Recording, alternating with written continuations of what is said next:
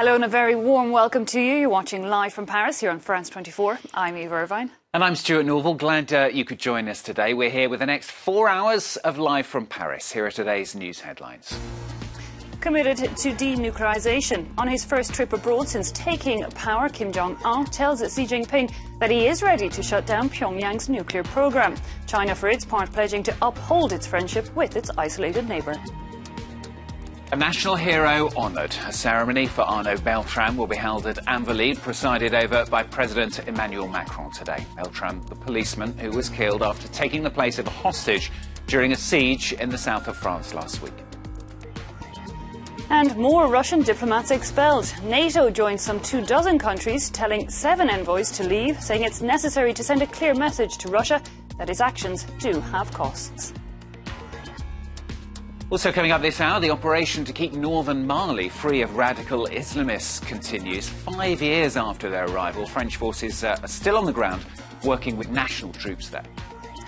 And in business, we're going to be checking in on trading, notably in Asia, which has opened all in the red, and that after US stocks once again took a tumble, with the tech-heavy Nasdaq losing nearly 3% and the Dow closing down over 300 points. Well, I'm going to be back later on in the programme, but first of all, Eve is here with the first hour of Live from Paris. Indeed, this is Live from Paris.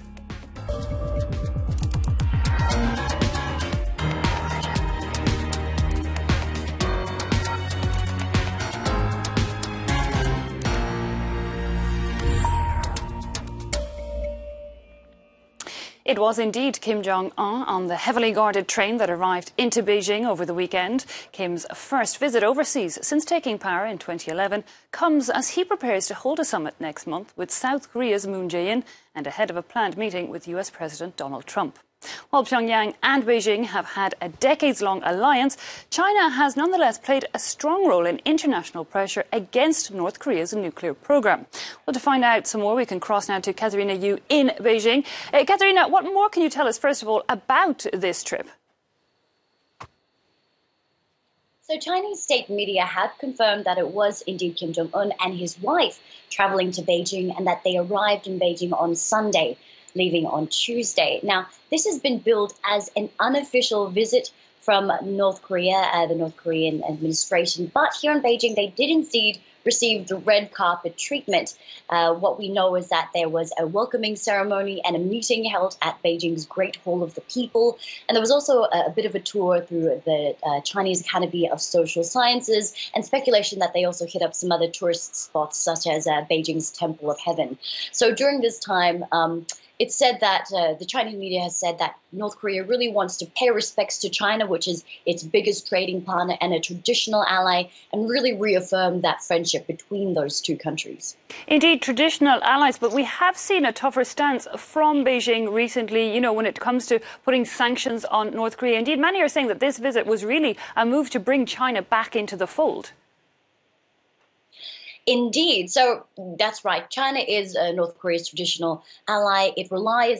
North Korea relies on China for about 90% of its trade. But we have seen a very real fall in relations over the past few years, since Kim Jong-un has taken power. The Chinese, while North Korea is celebrating this trip as a milestone, as really a celebration of the relationship, in Beijing's eyes, they really would have liked to, I think, see this trip happen sooner. So what we're really seeing is a reaffirmation of that relationship. And also, Kim Jong-un is speculated to really be coming to President Xi for advice before he takes his 2 summits, first with South Korean President Moon Jae-in next month, and indeed with US President Donald Trump coming up in May. So it's really about coming back and reaffirming that friendship, which we have seen really strained, especially over the past few months and over the past few years. And also, like you said, bringing China back into the fold. China has played sort of a minor role in the easing of the tensions on the Korean Peninsula in recent months. So this really is Pyongyang's also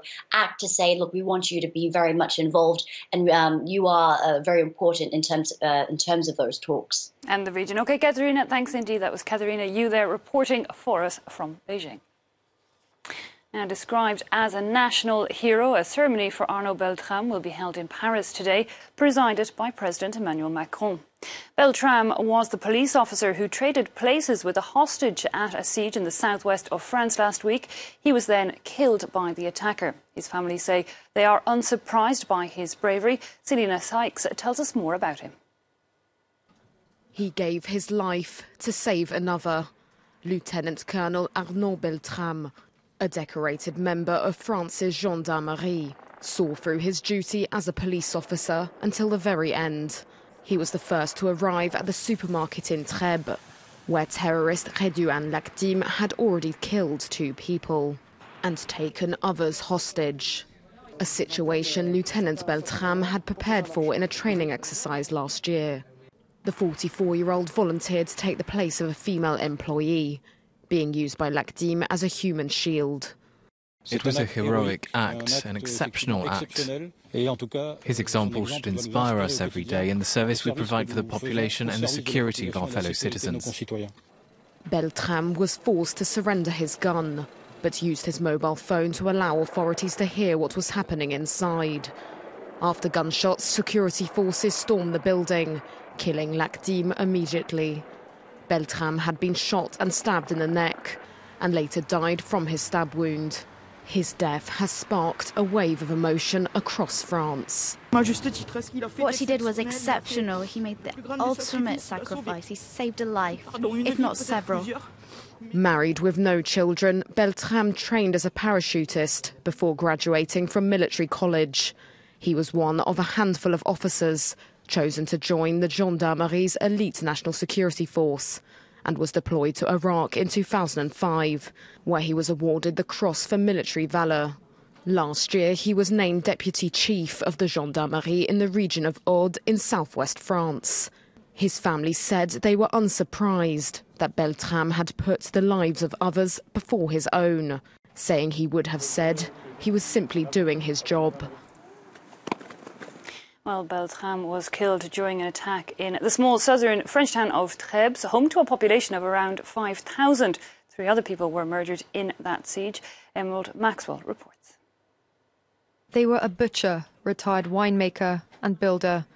Ordinary people going about their day when the attack shook their southern French town on Friday morning, taking their lives. Jean Mazière was the first victim. The retired wine grower in his 60s was shot and killed when the attacker hijacked his car in nearby Carcassonne. Married with a 19-year-old son, he was a popular member of the community. He was someone you could always count on, who was always there for you when you needed him. He was also very active in the social life of the community, someone who had a lot of love for life. He knew how to live, but he was sadly taken too soon. Everyone in Trèbes knew Christian Medvez. The 50-year-old was the chief butcher at the local supermarket that was taken hostage. He was married with 2 daughters, and the town is still reeling from his loss. Christian shouldn't have died. He was a good man, and we'll all miss him. He had a joie de vivre, always had a smile on his face. It's not right what happened. We didn't deserve it. We're all affected by this. You, me, everyone. How can you kill people like that? In whose name? Locals say the supermarket concerned was the kind of place everyone did their shopping. That day, 65-year-old retired builder Hervé Sosna was one of them. His half-brother described him as an avid reader and lover of poetry. In a regional newspaper, he said of him, he never asked for anything, and he was killed, just like that. Well, again, the national ceremony for Arnaud Beltrame will be held at Invalides in Paris, and it is open to the public. Beltrame's family and the families of the 3 other people killed will be in attendance. We're going to be following it live for you here on France 24 from 11 a.m. Paris time. That's 9 a.m. GMT. OK, now let's take a look at some other news in brief. Saudi Arabia's Crown Prince Mohammed bin Salman handed over $930 million to the UN for its humanitarian efforts in Yemen as the war between the Saudi-led coalition and Houthi rebels enters its fourth year. Secretary-General Antonio Guterres thanked the Crown Prince for the money to help what the UN is calling the world's worst humanitarian crisis. Thousands of more troops enter the favelas of Rio de Janeiro. The city is struggling to gain control of rising violence as drug gangs battle each other for different neighbourhoods. 4,000 soldiers and police forces were added to the security detail in one of the largest operations since the military took control last month. Meanwhile, Haiti has new army leaders that are being heavily criticised by human rights activists who say they are part of the old guard. One of the colonels stands accused of extrajudicial killings of civilians in 1994. The Haitian army was demobilised 23 years ago after decades of coups and political interference. It was reinstated under Michel Martelly. NATO has now expelled a number of Russian diplomats, joining 25 countries across the world doing the same. Over 130 Russian staff have now been told to leave, a coordinated expulsion that comes after the UK blamed Moscow for the poisoning of a former double agent, Sergei Skripal, something Russia continues to deny. Catherine Clifford and Nick Rushworth bring us up to date. Diplomats sent packing as NATO announces it's expelling 7 staff on its Russian mission and denying a pending accreditation request for 3 others. This sends a clear message to Russia that there are costs and consequences for its unacceptable and dangerous pattern of behaviours. And I actually think that Russia has underestimated the unity of NATO allies. It adds to mounting international pressure on Moscow after governments of some 24 countries around the world expelled a total of well over 100 Russian diplomats. The US led the way, expelling 60. The latest to follow in their footsteps include Moldova, Ireland and Australia, each showing their solidarity with the UK, which points the finger at Russia for the recent nerve agent attack on former Russian spy Sergei Skripal and his daughter Yulia in southern England. Allegations the Kremlin denies, warning of a tit-for-tat response to those it says are pandering to British authorities. We were right when we said there were very few truly independent countries in the modern world and in modern Europe. We know for sure that this is a result of colossal pressure and colossal blackmail, which are used by Washington. London has expressed its thanks for the show of solidarity, an unprecedented international response, far bigger even than similar measures taken during the Cold War. Well, as you heard there, Moldova and Ireland are the latest countries to expel Russian diplomats. New Zealand, meanwhile, has come under heavy criticism for not joining in the movement. Prime Minister Jacinda Ardern says the reason is simple. They have not found any Russian agents to kick out. Some local analysts, however, say they are not convinced, adding that politicians are trying to wiggle out of their responsibilities. And it's always possible that Russian diplomats are expelled as a symbolic gesture. Well, meanwhile, it's a day of national mourning in Russia, a tribute to those who died in the shopping mall fire in Siberia. The shock and sadness over that fire is turning to anger, thousands taking to the streets of Moscow, including opposition leader Alexei Navalny. They want answers after it emerged that security measures in the shopping centre were not in place. Similar protests in the Siberian city of Kemerovo. The blaze left at least 64 dead, many of them children. Luke Schradergo reports. As Russian investigators pick through the burned-out remains of a Siberian shopping centre, emotions in the city of Kemerovo are still raw. I said, "Where is my daughter?" I was talking to her on the phone. I cried. I was crying to my daughter. She said, "Dad, I love you. I'm suffocating. I'm losing consciousness."